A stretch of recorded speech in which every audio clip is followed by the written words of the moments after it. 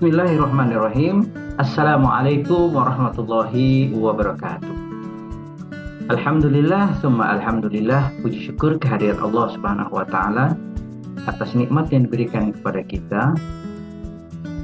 Salawat yang terbaik bagi baginda Rasulullah Sallallahu Alaihi Wasallam.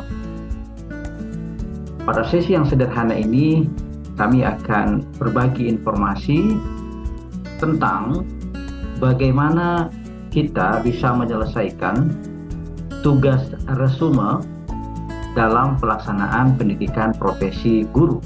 Ya, tugas resume, cara cepat menyelesaikannya. Ya, tidak cepat juga sih, butuh waktu dan kesabaran bagi kita semua. Kalau kita melihat tagihan tugas yang ada dalam pendidikan profesi guru, kita bisa melihat ada dua aspek penting dalam tagihan tugas, ya. Pertama adalah tugas resume. Nah, tugas resume itu terdiri atas beberapa hal, yakni pembuatan peta konsep, lalu ada deskripsi singkat soal itu, kemudian yang terkait dengan mengidentifikasi materi yang sulit, ya. Lalu yang ketiga adalah mengidentifikasi materi yang miskonsepsi. Ada materi yang kurang dipahami dalam konteks pembelajaran. Lalu yang berikutnya juga ada analisa bahan ajar. Nah, analisa bahan ajar ini, sumber analisa bahan ajar itu adalah berasal dari video, kemudian artikel, lalu materi yang disiapkan oleh dosen. Nah, Bapak Ibu itu bisa memilih salah satunya, memilih video kah, atau artikel atau materi yang sudah disiapkan oleh dosen. Misalnya Bapak Ibu memilih materi berupa artikel, maka dalam artikel itu Bapak Ibu mencantumkan yang pertama adalah 3 konsep penting, ya. 3 konsep penting yang ditemukan dalam artikel itu. Lalu yang kedua adalah melakukan kontekstualisasi. Jadi berdasarkan bacaan artikel itu, dalam konteks kehidupan masyarakat saat ini, bagaimana fakta dan realitasnya bagaimana. Ketajaman analisis kita semua untuk mengolah masalah realitas sosial dengan bacaan artikel yang sudah kita temukan itu menjadi penting. Dan yang ketiga adalah kita bisa melakukan refleksi.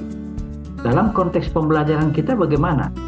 Apakah narasi atau bacaan artikel yang telah kita telah itu bermanfaat, bertolak belakang, atau memberi kontribusi bagi pembelajaran bermakna, pembelajaran yang sedang kita jalani, ya. Nah, untuk selanjutnya Bapak Ibu, tugas resume maupun tugas analisa bahan ajar ini dia saling terkait. Nah, keduanya itu akan membantu kita semua membuat sebuah tugas, namanya lembar kerja untuk pembuatan problem based learning. Nah, dalam pembuatan problem based learning ada 4 kegiatan tahapannya. Pertama adalah identifikasi masalah, eksplorasi masalah, kemudian analisis penentu masalah, lalu solusi atas masalah. Nah, kita akan fokus pada bagaimana kita bisa membuat modul, membuat resume dari sumber modul ini yang lebih baik. Nah, untuk itu Bapak Ibu, kita harus melihat hal-hal penting dalam penyusunan resume. Nah, kalau kita bisa mengetahui secara jelas bahwa resume itu sebenarnya Bapak Ibu adalah satu keterampilan yang sangat dibutuhkan oleh guru. Karena dengan kita membuat resume, sebenarnya kita sedang melatih keterampilan mengorganisir, menyajikan informasi itu secara ringkas dan padat, dan itu cukup efektif. Nah, tentunya ini penting bagi guru, ya. Ini penting bagi guru. Penting karena setiap hari guru berhadapan dengan topik materi pembelajaran yang ingin disampaikan kepada peserta didik atau berdialog dengan peserta didik yang dia membutuhkan bacaan yang cukup banyak. Nah, bacaan itu tentunya perlu kita resume, kita perlu abstraksi, kita perlu mendapatkan poin-poin penting dari resume tersebut supaya ini agak mudah dipelajari dan sifatnya praktis. Lalu agar kita efektif menyiapkan resume, ada beberapa hal. Pertama, bacalah dengan cermat artikel yang telah kita pilih tersebut, kemudian identifikasi pokok-pokok bahasannya, lalu lakukan kegiatan resume itu dengan ringkas dan jelas, ya. Tentunya dia harus dengan sederhana dan padat. Temukan poin-poin kunci pentingnya. Gunakan kalimat-kalimat yang singkat, ya. Pentingkan informasi utama. Ketika membaca sebuah artikel, sebuah tulisan, ayo temukan ini informasi utamanya apa. Nah, ini juga ketika Bapak Ibu menemukan kutipan yang penting, kutipan itu hindari menggunakan kutipan yang cukup panjang. Apalagi kalau membutuhkan detail, ada penjelasan detail, rincian, artikel yang begitu tidak penting sebaiknya dihindari. Gunakan gaya bahasa sendiri, dan yang lebih penting adalah ketika kita menulis, pastikan tulisan kita itu sesuai dengan ejaan bahasa Indonesia yang disempurnakan. Nah, berikutnya adalah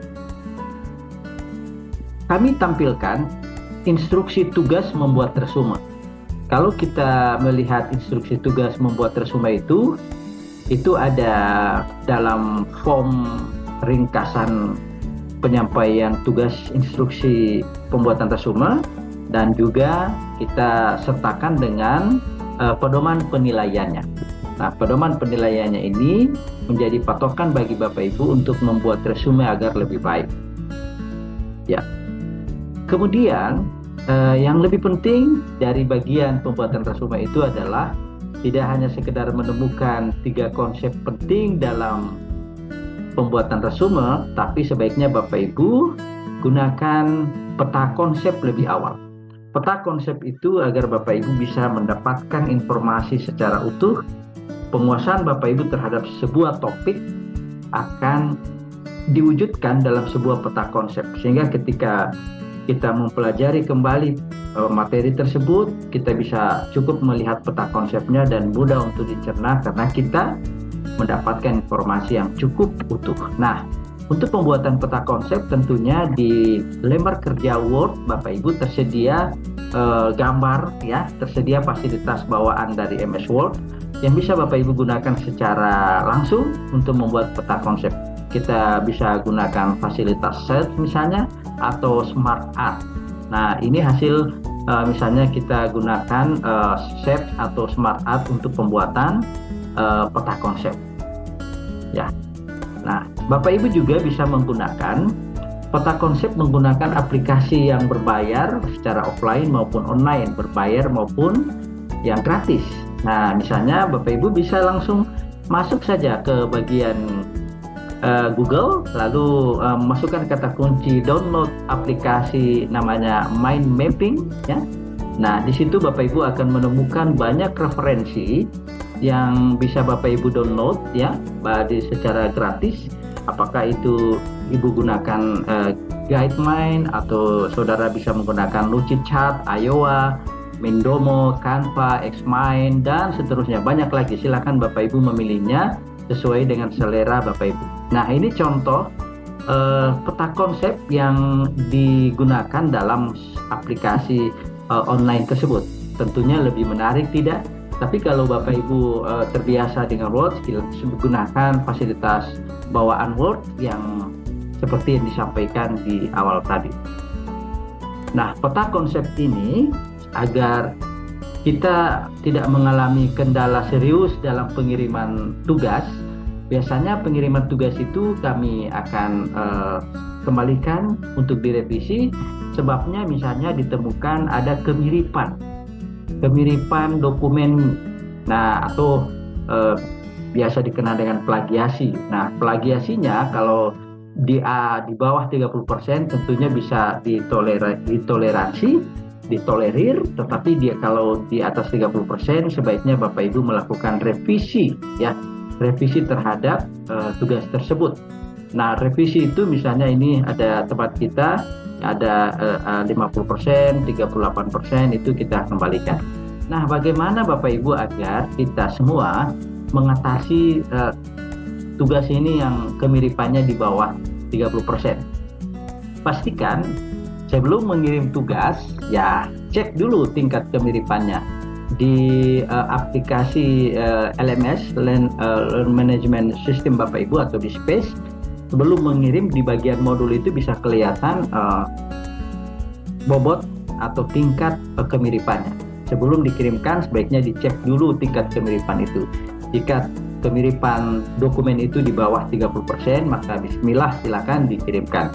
Lalu jika menemukan kemiripan yang cukup tinggi Bapak Ibu atau di atas 30%, ayo lakukan parafrase atau meredaksi kembali kutipan yang kita ambil itu. Misalnya Bapak Ibu mengcopy paste dari kutipan atau resume tertentu, lalu agar dia tidak akan dibaca sebagai kemiripan, ya, sebuah plagiasi, maka Bapak Ibu bisa menggunakan parafrase. Parafrase bisa digunakan dengan kalimat meredaksi kembali sesuai dengan kata-kata dan pemahaman Bapak Ibu terhadap dokumen tersebut, atau bisa juga kita menggunakan aplikasi, ya. Gunakan aplikasi online maupun offline untuk parafrase ini, ya, mengalimatkan kembali, ya, kira-kira begitu kalimat yang kita temukan. Nah, parafrase itu misalnya Bapak Ibu kita bisa gunakan Grammarly. Grammarly ini bisa di-download lalu kita gunakan melalui laptop kita secara offline. Nah, tampilan Grammarly ini seperti ini. Jadi Bapak Ibu bisa memasukkan dokumen dalam bentuk file, kemudian dokumen itu akan dirubah parafrasenya oleh Grammarly. Nah, Bapak Ibu juga bisa menggunakan ChatGPT, sebuah aplikasi yang disebut dengan Artificial Intelligence, kecerdasan buatan. Nah, ini kami tampilkan. Ini di bagian sebelah kanan ini adalah teks asli, ya. Teks asli misalnya kita mengambil sebuah teks yang akan kita buat resumenya atau kalimat yang dalam kita jadikan sebuah resume. Maka di bagian ini kemudian kita masukkan kalimat ini, kita copy, kita masukkan di aplikasi ChatGPT, misalnya di bagian ini, lalu ChatGPT atau AI-nya, Artificial Intelligence-nya akan mengolah informasi itu, kemudian akan menghasilkan diredaksi dengan kalimat yang berbeda. Tentunya substansinya, maksud isi dari teks itu relatif sama, tapi parafrasenya ada perubahan yang cukup signifikan. Kita bisa melihat perbedaan ini Bapak Ibu. Ya, gunakan aplikasi ini untuk memudahkan Bapak Ibu.